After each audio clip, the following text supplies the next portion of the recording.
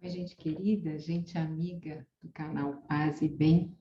Eu sou Carla Pavão e de todos os canais amigos, né? Canal do Sejus, da BPE, canal Filosofia e Movimento, da Pós TV 247. Nós estamos juntos, juntas, juntos aqui. No dia de hoje, eu resolvi retomar um filme que é de 1994, portanto não é spoiler, ele está aberto aí, e que durante muito tempo, ou talvez ainda seja, um dos meus filmes prediletos, porque ele fala da guerra e da violência de uma forma bastante poética, com três histórias intercalando a Macedônia e centros contemporâneos. Esse filme se chama Antes da Chuva, Before the Rain, e foi um filme premiadíssimo. Na época, eu trabalhava com cinema e distribuição de direitos em vídeo, e eu lembro que eu assisti esse filme numa pré-estreia acho que foi no antigo Maxud Plaza, e eu fiquei encantada, né, com o filme, porque é uma narrativa em três partes, que vai da Londres moderna até as montanhas, né, os montes da Macedônia, que é a antiga Iugoslávia. E essas histórias, essas três histórias, elas vão se intercalando com uma narrativa muito potente, muitas vezes violenta, mas anti-violência, né? E que, de certa forma, elas se conversam a partir desta costura da chuva. Acho que foi o primeiro filme cíclico que eu vi, assim, que começa e fecha da mesma forma, mas, claro que tinha outros, mas eu não tinha esse conhecimento.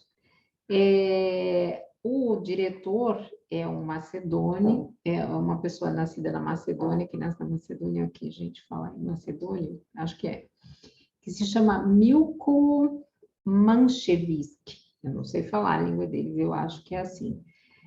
Depois ele dirigiu vários vídeos, fez alguns outros filmes, mas ele foi numa época que a República da Macedônia tinha sido recém-declarada, né?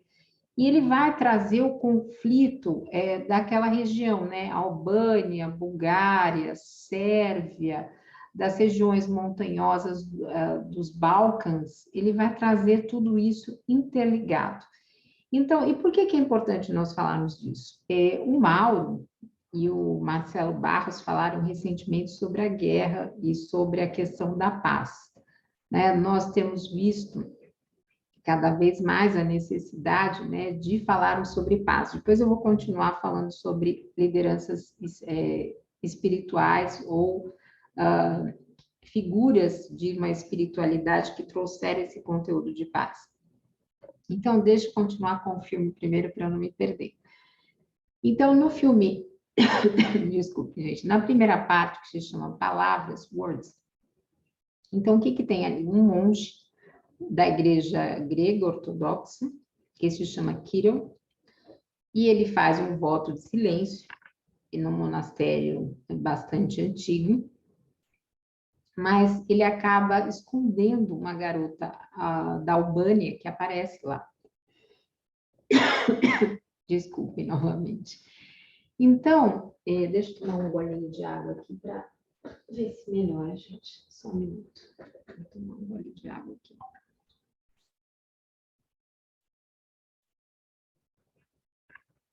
Pronto, obrigada pela paciência de vocês. Então, o que acontece? Eles não podem, eles não conseguem se comunicar, eles não conseguem falar um com o outro, mas acaba despertando um amor entre eles, né? E embora esse mosteiro seja invadido e procurem por ela, ela consegue escapar. E o próprio padre coloca o Kirill fora na rua. Caramba, mas hoje está difícil. Mas ele não os denuncia, né? E ela acaba sendo morta por pessoas albanesas da própria família. Depois nós vamos para a história de Anne, que é a Catherine Carlage. Ela trabalha numa agência de fotografia em Londres e ela se apaixona por um fotógrafo, né, o Alexander, que é o Ray Serbidija, que é um fotógrafo ganhador do prêmio Pulitzer. E antes que ela se descobre grávida, e antes que ela possa resolver se ela quer ficar com o marido ou não, ela chega inclusive a pedir o divórcio, ele é assassinado num tiroteio dentro do restaurante onde ela vai pedir por isso. Então, novamente, é a violência fazendo um discurso anti-violência. E na terceira parte, que vai ser gravada toda em inglês, né? E a chuva vai sempre capturando cada um desses cenários, e os atores têm uma presença muito icônica. Então, eles vão falar um pouquinho mais sobre o fanatismo, sobre a questão da tristeza, esses monges, né, que acabam tendo refugiados e são, de certa forma, oprimidos, né, por pessoas sedentas de sangue. Então, tudo isso vem como uma forma de dizer sobre o quê? Poder, que é o que nós estamos vendo hoje nessas questões da guerra toda, né? E eu revi este filme justamente porque, por conta da guerra, a Dora, que estava afastada, inclusive, do GGN, está escrevendo 2 livros bastante complexos, ela vai falar da guerra e do homem predatório.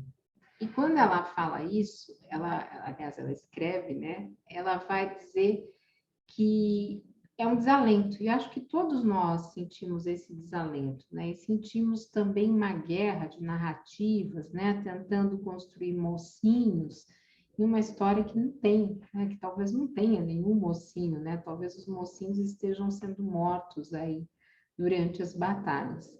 Então, tem sempre, e a Dora diz isso, supostas justificativas para a guerra, né? Do ponto de vista geopolítico, de explicar defesas de territórios e tudo isso. Mas tem uma outra guerra simbólica acontecendo, que é a guerra dos cancelamentos, né? Dos cancelamentos de jornalistas, eu vi inclusive o Mauro falando sobre isso no 247, do cancelamento de pessoas oriundas de países, né, como a Rússia e tudo mais. E esse cancelamento, né, ele já vinha acontecendo de uma forma não tão sutil, mas talvez um pouco disfarçada, e agora ele simplesmente tomou proporções gigantescas, né? E a Dora, no artigo dela, vai citar Jean Amos Comenius, que no século XVII já falava sobre parar de fabricar, comercializar armas. Nós sabemos que, diante desse desgoverno que nós temos, se incentivou e aumentou muito, né, o consumo de armas. Claro, a Dora lembra que no livro dos Espíritos, na questão 742, a gente fala, né, qual é a causa que leva o homem à guerra? Predominância da natureza animal sobre a espiritual e a satisfação das paixões. Claro que depois disso tem algumas coisas que falam da guerra como se fosse de forma favorável, mas eu não acredito que hoje se defenderia isso, né? Então, tem a Dora vai defender isso, que tem um primitivismo que está ligado ao patriarcado, à questão do homem, do seu poder, da sua força, da sua superioridade. Mas o que eu mais, o que eu gostei muito de ver foi o Papa falando sobre o tema. Gente, espera aí que eu perdi o texto aqui que eu separei do Papa, que eu estou com tanta janela aberta que eu não estou mais achando nada. Então, o Papa vai se pronunciar e vai pedir para parar com este mar de sangue nessa semana, Deixa eu ver aqui se eu acho aqui. Vocês já viram que hoje eu estou atrapalhada, né? Estou sem óculos, passei delineador pela primeira vez, sem ter problemas com isso. E, então, sinal que a cirurgia está fazendo efeito, ainda vejo um pouco. Quando eu olho em volta da luz, eu vejo um pouco de aura. Mas eu estou muito feliz porque eu não estou sofrendo como eu sofria no dia a dia com todas as questões do olho. Então, mas estou um pouco atrapalhada.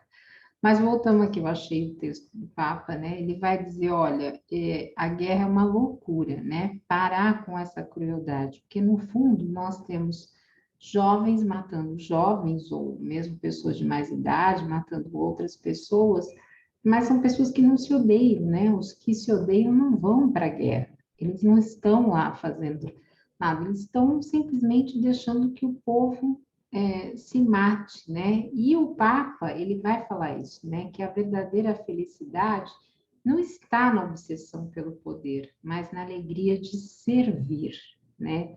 Isso ele vai da janela do seu palácio, isso ele vai falar no dia 6, né, do 3, e ele vai levar a gente, eu acho muito interessante, eu peguei esse texto do IHU, ele vai nos levar no deserto, né, onde Jesus é conduzido para o Espírito Santo, pela Igreja Católica. Para nós, a gente não fala em Espírito Santo, mas durante os 40 dias ele se vê tentado pelo diabo, né, que é conforme está em Lucas, capítulo 4, versículo de 1 a 13. Então, o deserto talvez simbolize a luta, né, contra essas seduções do mal, para aprender a escolher a verdadeira liberdade. Curiosamente, no filme Antes da Chuva, eles começam justamente numa região montanhosa e bastante árida, né? Não chega a ser um deserto, mas é uma região bastante árida, e com a cerimônia de um enterro. Então, essa experiência da aridez, né, dessa luta espiritual contra a aridez que Jesus teve, que está no cinema, é uma experiência que talvez nós vivamos em nossas guerras pessoais diárias. Tem dia que nós estamos áridos, que nós não conseguimos rezar, não conseguimos elevar os nossos pensamentos. Então, esse é um momento que nós precisamos olhar para essas, entre aspas, porque no Espiritismo nós não temos isso, as tentações contra as quais nós lutamos, né?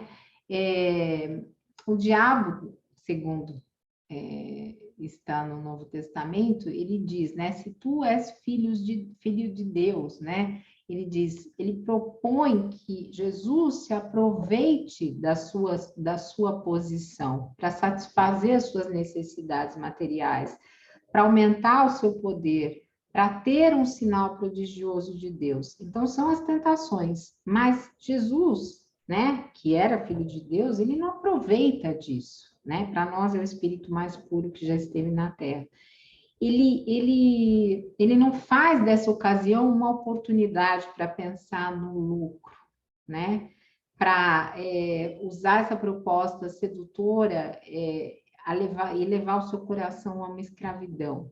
Ele não está cheio do desejo de ter, né? Que é aquilo que a Dora falou, psicanaliticamente, ele não quer o poder, não faz parte desse patriarcado, tinha um lado feminino. Então, o veneno das paixões é que faz com que muitas vezes os homens não consigam lidar contra essas tentações.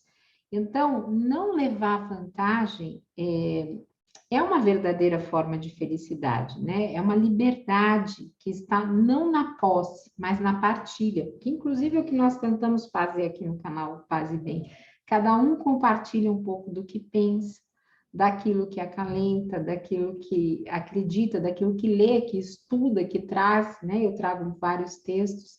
Então, não tirar vantagem do outro é uma forma de amor, né? É uma forma de servir também a Deus, porque esses percalços, que aqui se chamam tentações no texto do IHU, eles nos acompanham durante toda a existência, né? Nós sabemos que este diabo chega até nós com olhos doces. Às vezes, não, quantas vezes nós temos dilemas éticos, né? Dilemas morais. E talvez agora na esquerda seja o momento de nós lutarmos também contra essa cisão que vem acontecendo dos cancelamentos. Nós já somos um percentual, o quê? 30%. Se nós continuarmos a nos dividirmos porque pensamos de forma diversa e nos cancelarmos, o que nos sobra, né? O que nos sobra diante do que estamos vivendo? Tem assuntos que são importantes de discussão, mas talvez o mais importante nesse momento seja nós termos essa união, né? É tempo de quaresma, né, para os católicos, então vamos deixar de lado esse deserto, né? E mesmo para aqueles que são espíritas como eu, ou nas diversas espiritualidades, acolhendo os nossos grupos aqui de ateus e agnósticos com muito carinho e alegria, vamos fazer essa luta, né? Essa luta contra aquilo que escraviza, essa luta pela liberdade, com respeito, com amorosidade, né? Que nós possamos deixar realmente Deus, ou aquela figura, para quem é de axé, gente, aquele que significa mais ocupar esse nosso centro, esse lugar central da nossa vida que nos afasta dessas dores do corpo e da alma. Então, e que nós possamos também rezar por esses conflitos, porque nós sabemos que a guerra não é só na Ucrânia e na Rússia, existem tantas outras guerras silenciosas acontecendo pelo mundo, muitas com armas e lutas, e outras são guerras que simplesmente se traduzem nas canetas, nos olhares, na fome, no desemprego, nas dores das famílias, né, enlutadas por essa pandemia. E uma coisa que sempre eu ouço dizer é o seguinte: olha, a pandemia não melhorou o ser humano porque nós estamos na guerra. Bom, tem um olhar aí de desesperança que eu não concordo, né? Nós estamos na guerra há tantos séculos, né? E eu acho que muita gente revisitou os seus lugares de fala e as suas questões durante a pandemia. Então, não é porque alguns ainda não se deixaram tocar por essa experiência que foi tão difícil, e também foi uma guerra, né? Foi uma guerra que nós vivemos, que a maioria não tenha se transformado. Então, que nós possamos sair dessa experiência de deserto. Confesso que eu também tive recentemente, em alguns momentos, dificuldade para orar, porque às vezes está tudo tão pesado no entorno, nós sentimos, sabe, a garganta emudecer, o pensamento tão fora de tudo, e eu, no caso, que tenho uma mediunidade ostensiva, que parece que nós não estamos conseguindo chegar ao Criador, né? Chegar a Deus. Nesse caso, eu uso um outro recurso, eu falo com Jesus, né? E quem é de axé fala com quem quiser, quem for do islamismo, do judaísmo, fala com seus profetas, né? Quem for hindu, quem for, enfim, de qualquer outra espiritualidade, mas sempre respeitando todas, né?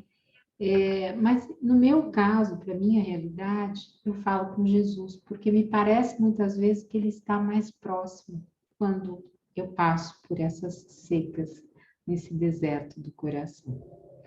Então, e lembrando, né, que o deserto também é um lugar de aliança, muitas vezes de aliança conosco, né? É uma escola de intimidade conosco, com Deus. Porque às vezes quando a gente não consegue falar com o outro, não consegue chegar, não consegue pensar, não consegue rezar, também é um caminho. É um caminho que nós estamos percorrendo, que é importante, né? Porque indica uma experiência forte também de Deus, embora não estejamos chegando a Deus. É um pouco filosófico, talvez isso, mas é uma questão muito importante de nós reconhecermos esse lugar deserto também como parte dessa experiência de espiritualidade.